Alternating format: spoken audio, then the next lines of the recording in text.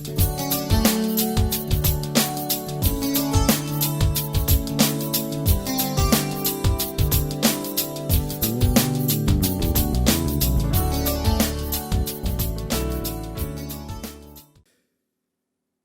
nossa vida existe uma ordem.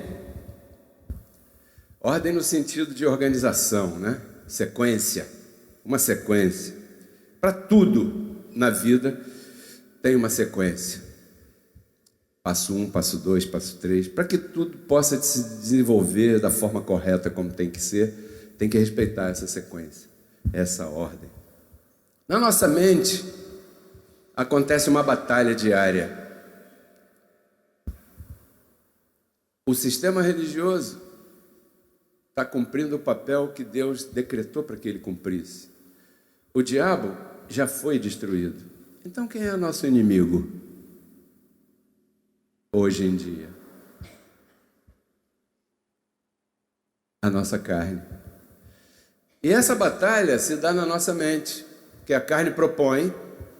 Você sabe se isso é bom ou não na tua mente. De repente você está sentado do lado de alguém, está tendo uma batalha tremenda nesse momento aí na tua mente, e esse irmão ou essa irmã não estão nem se dando conta, porque nós temos uma batalha diária em nossa mente. É aí que reside o segredo, porque você mesmo em carne é o teu próprio inimigo. E durante muito tempo da nossa vida, com esse desconhecimento que tínhamos antes do nosso apóstolo iluminar nossos olhos, nós andamos por aí em trevas. Andávamos em trevas. Agora não, andamos na luz, porque nossos olhos espirituais foram iluminados. Mas ele não tirou o inimigo posto, porque esse inimigo vai nos acompanhar até o último dia. Então essa batalha é na nossa mente, e hoje eu pretendo, com a graça de Deus, que o Espírito de Deus falando através da minha boca, possa tocar aí nessa mente. Essa é a intenção dessa ministração, que vem sendo preparada nesses dias todinhos, dessa semana que passou, para tocar na tua mente. Porque se eu consigo, com essas palavras, alcançar você em espírito, eu alcancei a tua vida. Por isso aqui não falamos de costumes, de usos, aqui você é e usa e pratica e faz aquilo que você acha que deve fazer, ser, praticar ou caminhar. Não nos envolvemos nessas coisas. Muitas graças, minha colombiana preferida. Mais que Shakira. Então, dentro dessa organização que a nossa mente tem para desenvolver todas as coisas corretamente, como os passos existem, né? Se você vai gerar uma criança, tem que ter passo 1, sêmen. Passo 2, ovário. Se você vai alfabetizar alguém, você não vai começar com as consoantes. Você vai começar com as vogais. Primeiro as vogais. Depois A, E, I, O, U. Depois B, A, Ba, B, E, Bé, B, I, Bi, B, O, Bo. Sem as quais um ser humano não consegue falar. Tudo tem uma ordem. Você não pode querer andar de moto sem antes aprender a andar de bicicleta. Senão você vai cair e o tombo vai ser um pouco mais dolorido. Porque o asfalto é duro. Você não pode calçar o sapato sem antes calçar as meias. Porque essa é a ordem. Primeiro você calça as meias, depois você calça o sapato. As roupas interiores, né? As roupas interiores, masculinas e femininas, vêm antes, vem primeiro do que as roupas exteriores. Ninguém põe a cueca em cima da calça, a menos que você seja o Superman, ou Batman, ou... Eu queria saber o que esses super-heróis do cinema têm, porque eles põem a cueca e a calcinha em cima, né? Antigamente, né, André? Agora já melhorou isso, já consertou. Porque parece que o poder residia em botar a cueca em cima da calça.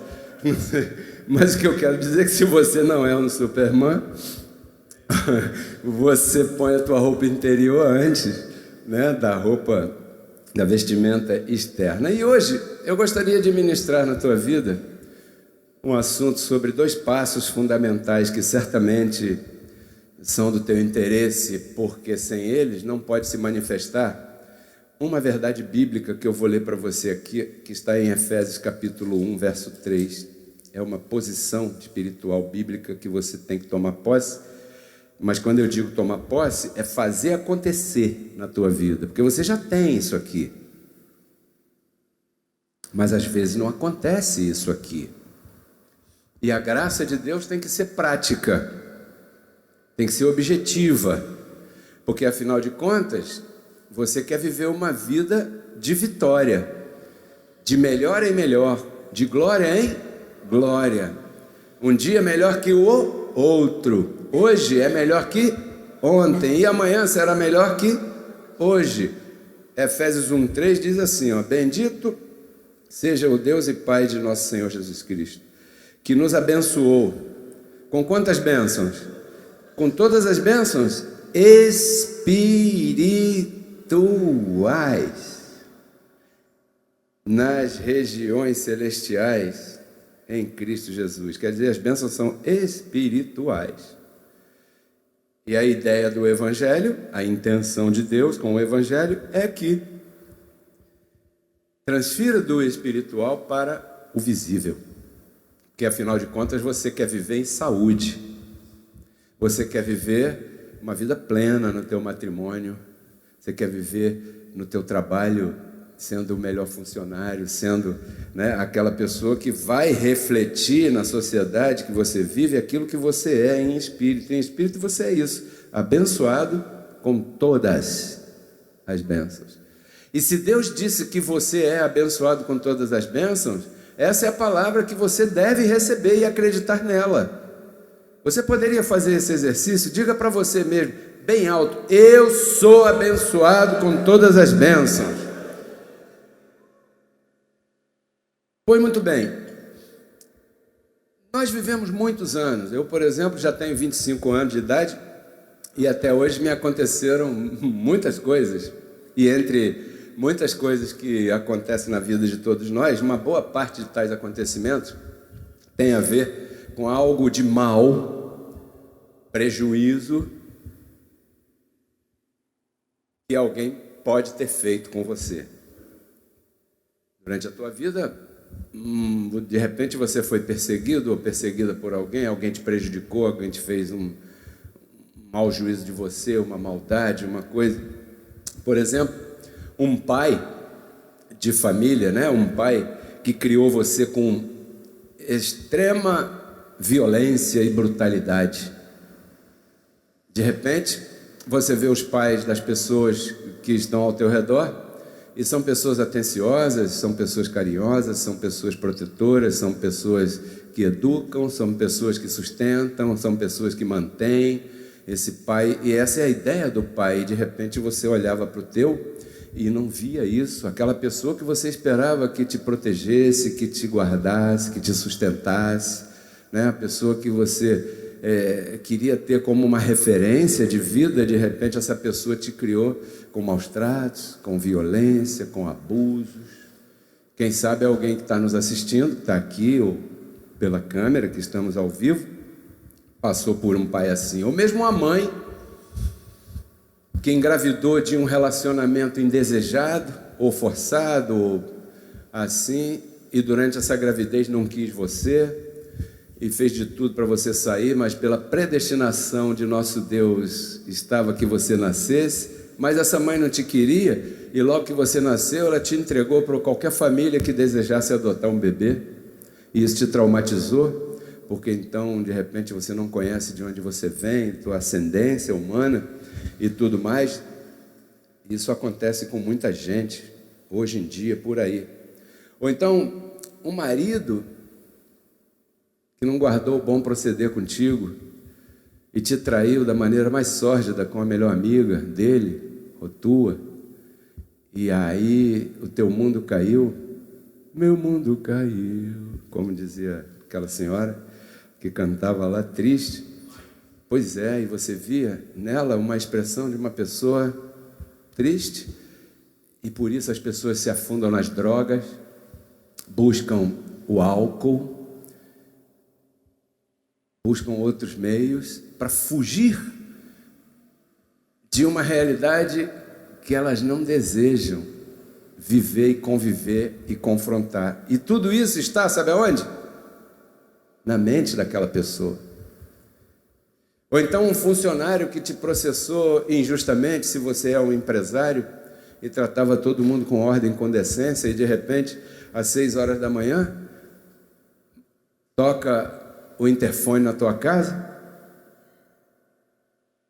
você pula da cama, assustado, o que será que aconteceu? Essa hora, esquisito. Aí o porteiro diz: seu fulano, tem aqui um oficial de justiça para te entregar uma intimação, e você sabe quando vê aquilo, aí isso é injusto, isso é desonesto. Então, as pessoas vão guardando esses males do mundo, né? Ou então, um parente, olha que coisa comum, um parente que frequentou tua casa durante muito tempo, ao qual você confidenciou tuas particularidades, você deu confiança, aquele que ia lá, abria a tua geladeira, ih, tá ruim a coisa, hein? Poxa, peraí, tal. Aquele parente que você falou todas as tuas situações, que de repente nem o teu cônjuge estava a par, mas aquele parente você sentiu confiança e abriu a boca, e de repente essa pessoa traiu essa confiança, traiu essa confidência, e isso te fez muito mal, e você: eu não falo mais com essa pessoa, eu não perdoo essa pessoa, eu não... Pois o tema hoje nasce de uma ministração que visa edificar e curar isso na mente de todos nós. Chama-se primeiro Manassés e depois Efraim. E eu vou explicar por quê.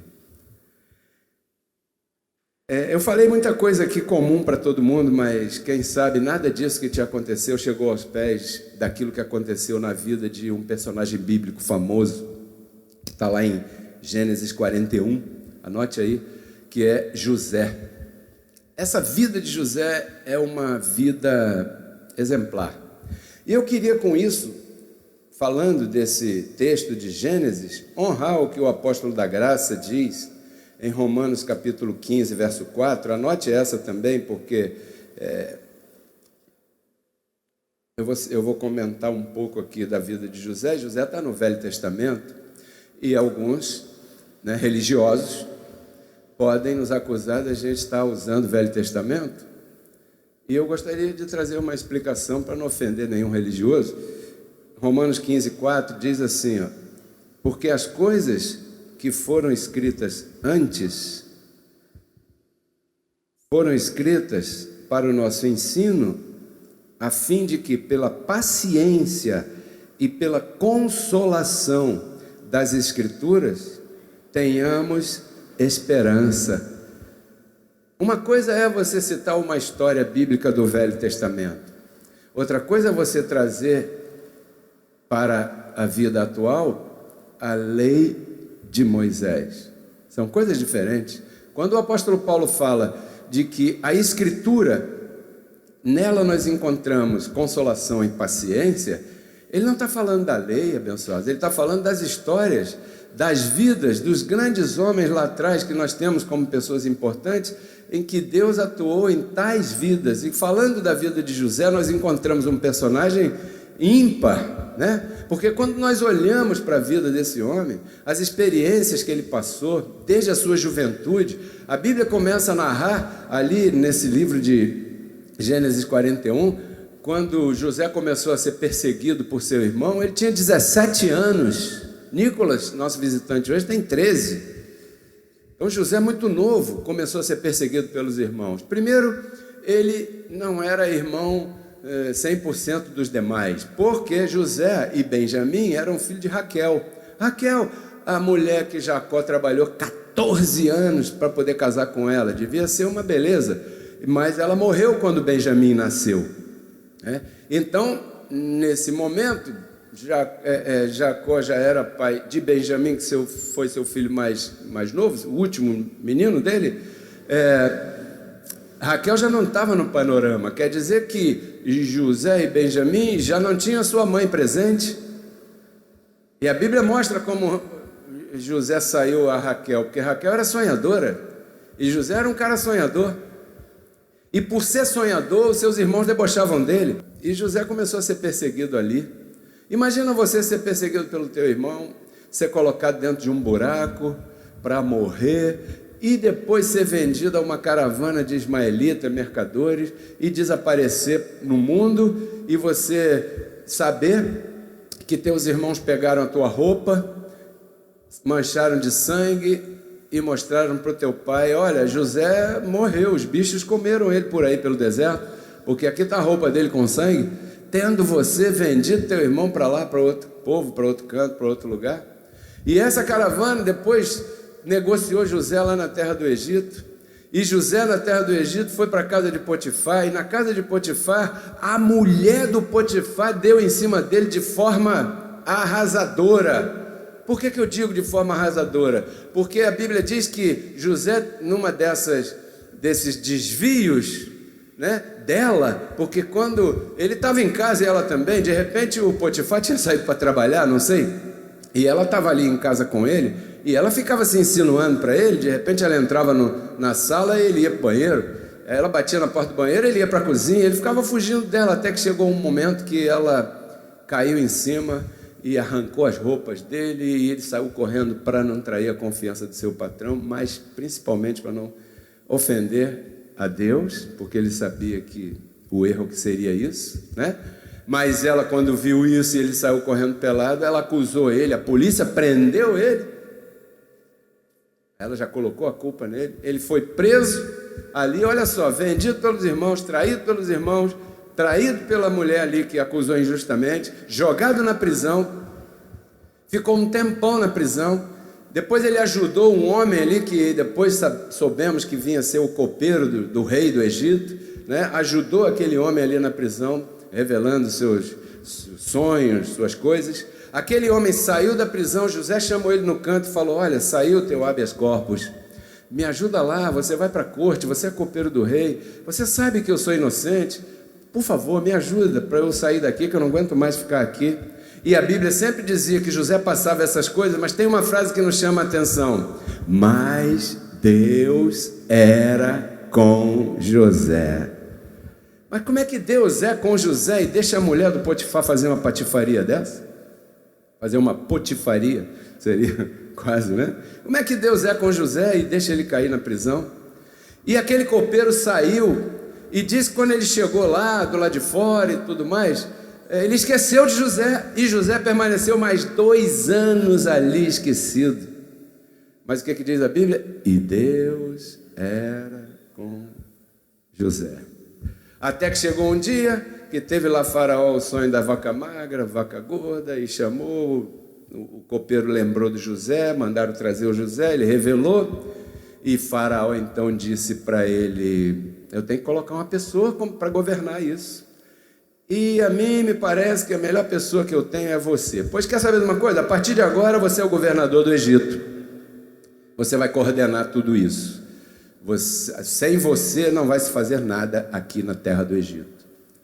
Então essa é a pregação comum, a ministração comum que todo mundo ouve, né, por aí, fala e tal, e normalmente a pessoa para aí. Hoje eu quero me estender um pouco mais para o lado B da história.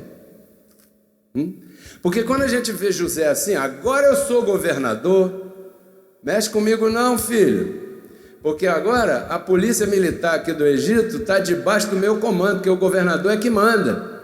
Qualquer coisa eu pego um helicóptero e vou lá e resolvo. Eu sou o governador, agora eu vou lá na casa do Potifar, vou chamar, eu não vou lá nada, peraí, o governador não vai, ele é que vem, vou mandar trazer eles aqui e vou dizer para ela: diz agora que eu te dei em cima de você, agora eu sou governador, quero ver você me acusar. José tinha tudo para pegar os seus irmãos quando vieram comprar comida e encarcerar durante no mínimo 13 anos, porque quando ele começou a ser perseguido, repito, tinha 17 anos. Quando ele foi governador do Egito e Faraó conseguiu uma esposa para ele e ele se casou com ela, ele já tinha 30 anos.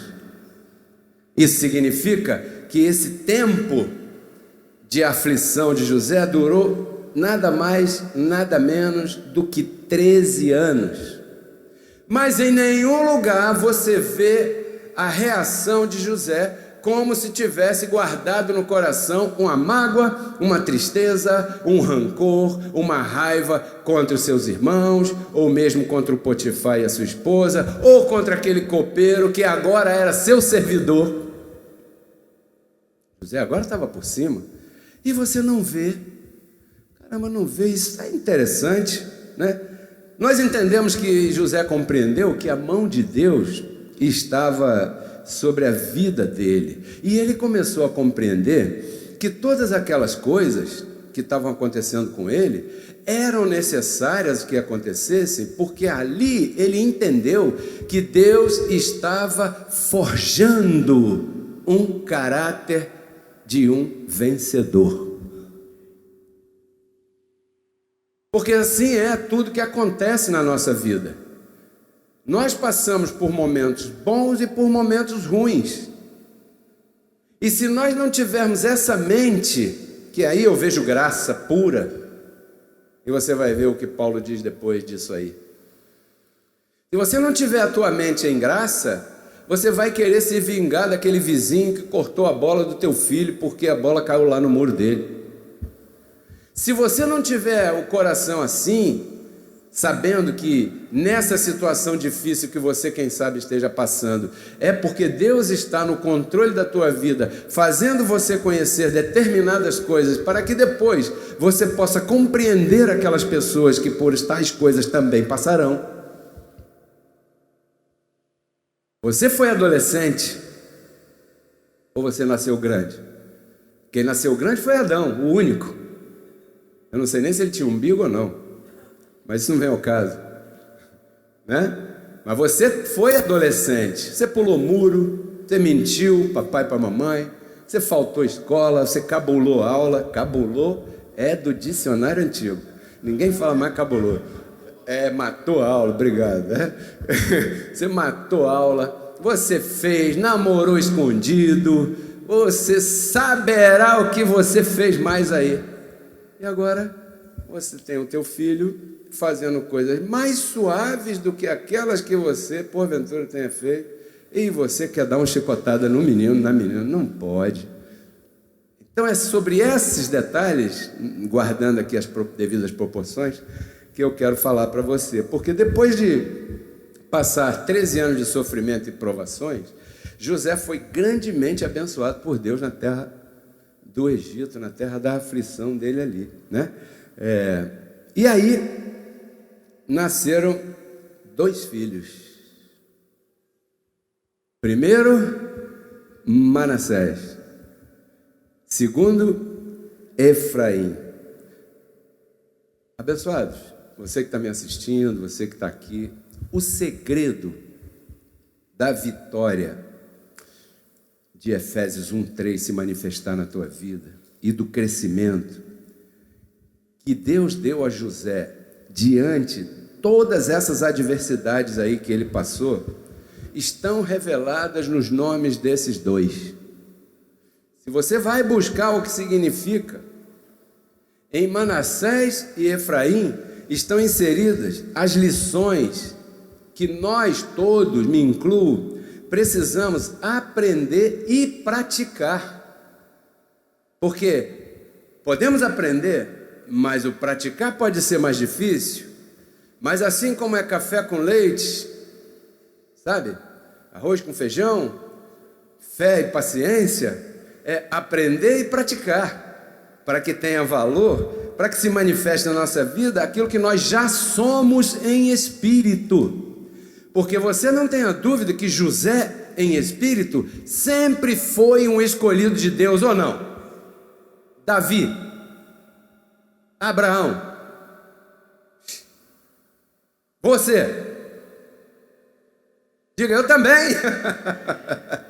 Você também. Então, nesses 2, José traduziu o sentido da sua vida até ali, das suas experiências. Sabe o que significa Manassés? Significa: Deus me fez esquecer do meu período de aflição. 13 anos. Não, Deus me fez esquecer. Esqueci. Recebo que você também esqueça. Pedro Kelly, não é fácil. Eu sei, não estou falando. Graça não é fácil. Graça de verdade? Graça de verdade é Deus andando no meio dos lobos. Vai ser fácil? Não. Você é Deus, com D minúsculo, andando dentro de uma carne que é diabo. Vai ser fácil exercer a graça? Não. Mas é exatamente disso que se trata essa congregação. Eu estou aqui para te admoestar, para trazer ânimo, para trazer para você uma palavra de esperança. Aquilo que Deus fez na vida de José também já fez na tua. Quando nasceu o primeiro filho dele, ele colocou Manassés. Por quê? Porque quando aquele menino estivesse lá jogando bola de gude, fosse hora do almoço e ele tivesse que gritar: Manassés, vem almoçar que já está pronto aqui, ele ia se lembrar: Deus me fez esquecer. Quantas vezes a gente lembra de uma mágoa que alguém fez a gente passar? Eu sei que você passa por isso. Eu sei que você lembra. E às vezes sente uma certa ira com aquela pessoa, com aquelas pessoas, com aquela situação, com aquele assunto. Saiba que toda vez que você relembra uma coisa assim, é como se você estivesse jogando água numa planta. Você está regando esse sentimento nunca vai sair daí. Toda vez que você se lembrar, não, mas eu já perdoei. Mas aqui não estou falando de perdão. Perdão é o passo 1. Eu estou falando do passo 2. Esquecer. Passa um borrador. Apaga isso da tua mente, para que possa nascer Efraim, que foi o segundo filho dele. Sabe o que significa Efraim? Deus me fez frutificar, prosperar. Deus me multiplicou na terra da minha aflição. Quer dizer que Efraim não pode nascer antes de Manassés, porque a Bíblia diz que a tua oração com o coração pesado não passa do teto.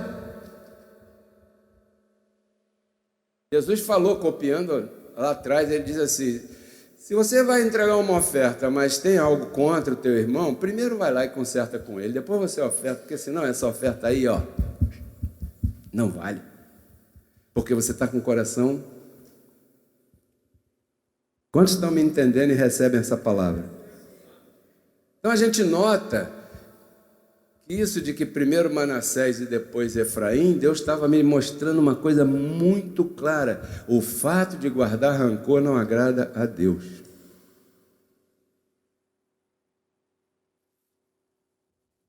Mas não é fácil deixar as coisas assim. Pois é, esse é o desafio que Deus te traz nesse dia. Para isso você veio aqui hoje, para ouvir essa palavra. Paulo concorda com isso? Nós estamos em graça, hein? Romanos 12. Agora sim, né, Cléia? Está por aí. 12, está na tela. Poxa, isso é difícil. É. Mas é o que está dizendo aqui. Na graça. Não pagueis a ninguém mal por mal. Você não tem que estar andando com ira de ninguém, chateado com ninguém.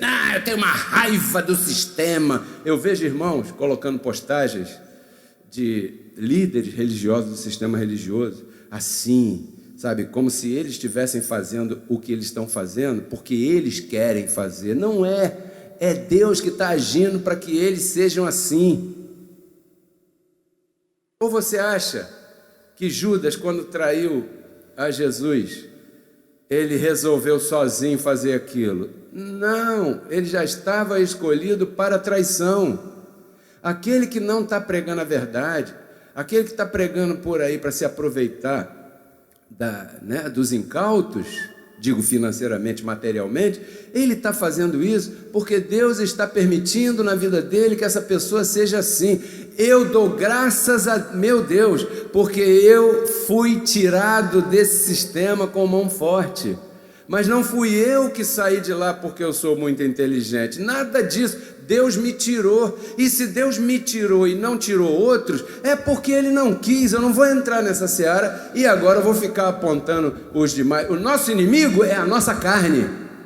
Enquanto a gente tiver isso como inimigo, vamos lutar contra ela e vamos deixar. O diabo já foi destruído, esse seria o inimigo se estivesse vivo. E o sistema religioso? Pregue a palavra. As ovelhas são inteligentes suficientemente para compreender quem é que está falando a verdade ou não. Não tem que ficar brigando. Você já viu que isso não vai a lugar nenhum. Os que já passaram num passado junto comigo, invadir basílicas, invadir coisas, fazer protestos na cara das religiões, isso não leva ninguém a lugar nenhum. Isso só causa inimizade. E aquele que de repente poderia ouvir essa palavra tão linda que pregamos, tão maravilhosa, não ouve por quê? Porque você está ferindo um proceder, está equivocado. É melhor você me ajudar a que essa palavra corra de maneira mais elegante, porque o dia que aquela irmã lá de Óbidos me escreveu dizendo que era da diocese católica daquela cidade e que estava ali então tendo a sua mente iluminada, eu comecei a entender que a palavra da graça é para romper denominações e barreiras de forma elegante, com calma. Não torneis a ninguém mal por mal, procurai, olha o que diz ali, ó, procurem o que for correto diante de todos os homens, se for possível, porque às vezes não é. No que depender de vocês, estejam em paz com todos os homens. Você recebe, abençoado? A mensagem de hoje está vindo para acalmar o teu coração. Não vos vingueis a vós mesmos, meus amados. Pelo contrário, deem lugar à ira de Deus. Eu recebo isso aí. Olha, deem lugar à ira de Deus, porque está escrito: minha é a vingança, eu pagarei, diz o Senhor. Na vida de José, por isso Romanos 15:4 nos dá esperança. Passou o que passou, a dificuldade que passou, e Deus colocou José em alto, no posto mais alto do Egito, ali, a ponto de que todo mundo tinha que se submeter a José. É assim que Deus faz quando você dá lugar à vingança de Deus nas tuas coisas. Mas se primeiro não tiver Manassés, não vai ter Efraim. Talvez esteja impedindo a prosperidade na tua vida, quem sabe? Isso é o que está no meu coração esses dias todos. O que está impedindo a prosperidade na sua vida? Talvez seja primeiro Manassés, para depois chegar Efraim. Assim que, olha o que Paulo diz, é Paulo, da graça, né? Se teu inimigo, se ele tiver fome, dá de comer a ele, se ele tiver sede, dá de beber a ele, pois fazendo isso, amontoará brasas de fogo sobre sua cabeça, ou seja, colocará um peso na consciência dele. Poxa, eu estou fazendo mal para esse cara, eu estou fazendo mal para essa senhora, e ela me retribui com essa gentileza. Caramba, essa pessoa vai se sentir a pior pessoa do mundo. Você agindo assim, você vai chegar aonde um tapa, ou mesmo um tiro, não tem poder para chegar. Não se vingue, fique tranquilo, creia no Deus de quem você é e a quem você serve, porque Ele, através de sua cobertura angelical, é poderoso para resolver qualquer situação na tua vida.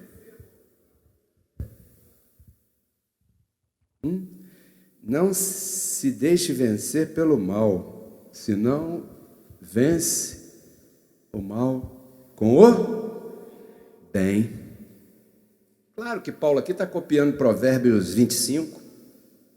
Paulo conhecia as Escrituras. Isso é lei? Não, mas é Escritura. Isso nos traz consolação? Sim. Esperança? Sim, porque quem sabe eu não estaria falando isso aqui se não fosse assim da parte de Deus na tua vida. Quem sabe alguém aqui esteja precisando de uma palavra de consolo, de esperança, para que possa viver em paz nessa vida. É difícil? Claro, senão não tem graça. Senão não tem graça. Então, por ser algo que desagrada a Deus claramente, isso te impede de seguir adiante. E aqui, vamos terminando, a última passagem que eu quero compartilhar contigo, também o lado B da história, está em 2 Reis, capítulo 6, para os que anotam, né? 2 Reis, capítulo 6, verso 18. Você sabe que aqui fala da história do profeta aquele Eliseu. né? Eliseu tinha um companheiro, o companheiro era assustado. Eliseu era o profeta e Deus revelava a ele onde é que o exército inimigo, o exército da Síria, ia estar armando emboscada. Então o Eliseu ia lá no rei de Israel e revelava para ele: os sírios vão estar na rua tal parte, assim, assim. Aí o Israel ia para o outro lado. E aquele pessoal lá da Síria ficou bolado, na linguagem versão Pedro Kelly atualizada, e quis saber o que está acontecendo, por que eles escapam? Alguém aqui entre nós está dedurando. Aí saiu lá alguém, um soldado, e disse para o rei: rei, é o seguinte, eles têm um homem lá chamado Eliseu, e esse homem Deus revela para ele, e ele fala para Israel, e Israel sai por aqui. Aí o rei mandou cercar todo mundo, isso aí você sabe. Quando Geazi acordou de manhã para comprar pão para o Eliseu, ele viu aquele monte de... Estamos cercados, ele entrou correndo apavorado. Assim como chega uma intimação judicial na casa de alguém, fica apavorado, né? Assim como chega uma acusação qualquer, apavorado. Assim como chega um monte de fatura que você não sabe o que vai fazer com ela, apavorado, apavorado. Assim como estão te ligando, estão te cobrando e não sei quem, apavorado e tal. Eliseu orou, o Senhor abriu os olhos de Geazi, e Geazi pôde ver que o exército que estava com eles era maior e mais forte do que o exército que estava na mão do rei da Síria. Aí ele se tranquilizou. E aí todo mundo para aí. Eu quero ir além, no outro passo. O que aconteceu depois? O que aconteceu depois foi interessante. Por quê? Porque quando Eliseu saiu, que Geazi viu o exército de anjos que estava cercando o exército inimigo, Eliseu orou ao Senhor e o Senhor cegou os soldados sírios. Ficaram cegos. Eliseu foi até eles, até o seu general, e disse: olha, vocês estão no caminho errado. Me sigam-me, porque eu vou levar vocês até o caminho certo, onde vocês têm que estar. Eles estavam cegos, ouviram Eliseu falar assim, não conheciam quem era, não podiam ver que era Eliseu, seguiram o profeta. Deixe estar que o profeta dessa vez armou armadilha para os sírios. Pegou os sírios e levou e colocou dentro da cidade de Samaria. E a cidade de Samaria estava cercada de exército dos israelitas ali todos. Aí ele orou de novo e disse: Senhor, agora pode abrir os olhos dos sírios. Quando os sírios abriram os olhos, viram que Israel estava cercando eles, se renderam. Pronto. Aí agora, se renderam. Pois muito bem. Aí o rei falou assim: meu senhor, para Eliseu, porque o profeta lá atrás era visto como se fosse o Senhor, porque ele falava da parte do Senhor. Meu senhor, e agora, o que fazemos com eles? O que faremos com eles? Vamos matá-los então? Eliseu: não, senhor. Ó rei, você vai preparar um banho para eles, preparar um banquete para eles, preparar uma festa para eles, e depois que eles estiverem felizes, comeram, beberam, se banharam, você vai devolver as armas deles e vai levá-los de volta para o seu rei na Síria. Não, eu vou me vingar. Agora eu estou com a faca e o queijo na mão, irmão. Agora eu quero ver. Ela roubou meu marido. Agora eu quero ver. Não, ele roubou minha mulher. Agora eu vou matar, vou fazer, vou acontecer. Aí o que aconteceu? Leia lá depois, 2 Reis 6, do 18 ao 23. A Bíblia diz assim, ó. Vou ler aqui só esse para você, o 23, só o 23. Então foi preparado para eles uma grande comida, um grande banquete, e quando tinham comido e bebido, ele os enviou e eles voltaram para o seu senhor sírio. Ponto. Preste atenção, sublinhei aqui. E nunca mais vieram soldados, exército armados da Síria atacar a terra de Israel. Por quê? Porque assim é a vingança de Deus. Se o rei tivesse matado ali, os sírios iam mandar mais, e mandar mais, e mandar mais, e mandar mais, e tudo mandar mais, e outra vez mandar mais. Agora o que diz ali? Não, senhor, prepara um cuidado, devolve lá, fica quieto, que você vai colher por essa atitude. Primeiro Manassés, depois Efraim. Porque você já pensou na demanda de uma guerra? O custo financeiro e material de uma guerra? O custo de vidas? Normalmente quem vai são jovens. Já pensou nisso? Então, porque houve essa atitude em obediência àquilo que o profeta falou, né? O que aconteceu? Certamente a prosperidade começou a reinar. E eu vou dizer uma coisa para você, para terminar.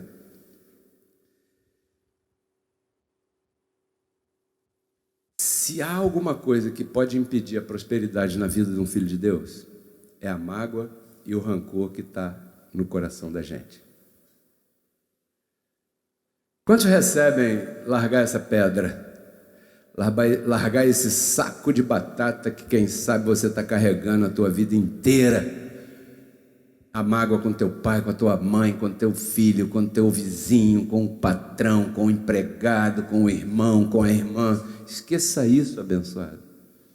Deus é maior e está em você.